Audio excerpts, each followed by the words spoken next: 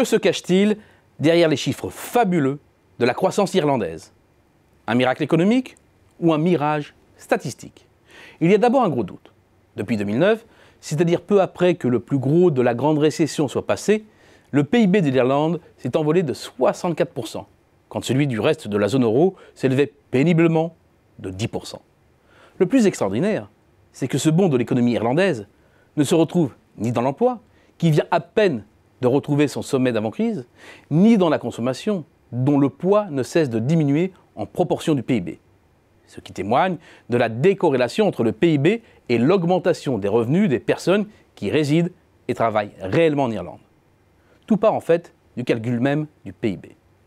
Le PIB, c'est l'addition de la consommation, de l'investissement, de la variation des stocks et du solde du commerce extérieur.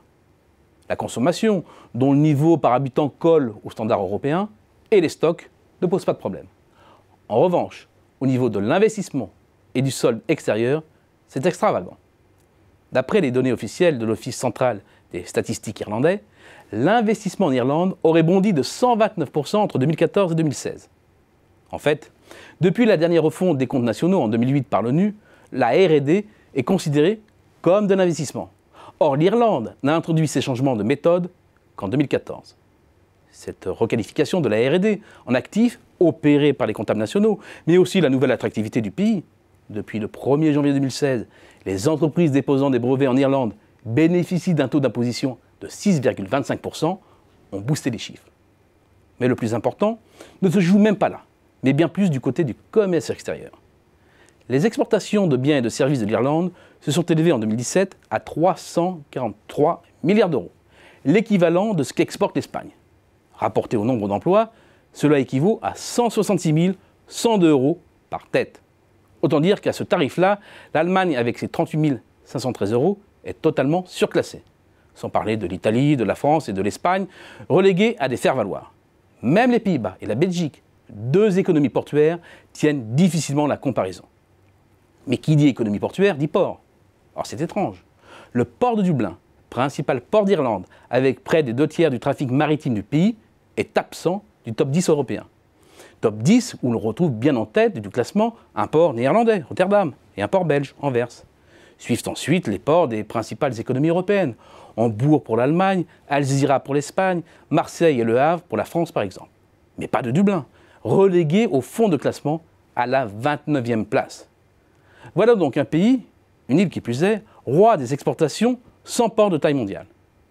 Dans les faits, ce tour de passe-passe est la conséquence comptable d'un dumping fiscal ultra agressif. Afin de bénéficier du taux d'imposition sur les sociétés le plus bas d'Europe, certains groupes ont décidé de massivement localiser leurs profits en Irlande. L'opération est simple. Il suffit de créer une filiale, voire de domicilier son siège dans le pays, et de jouer ensuite sur les prix de transfert.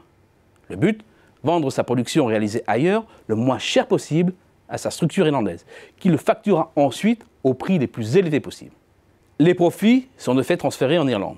Ce faisant, ces mouvements d'achat-vente ne sont que des opérations comptables, qui ne nécessitent même pas que les marchandises soient effectivement expédiées.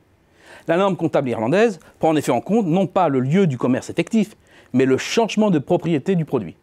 Même si un produit ne passe pas par l'Irlande, le fait d'être acheté et revendu par une entreprise irlandaise le fait entrer dans les statistiques commerciales.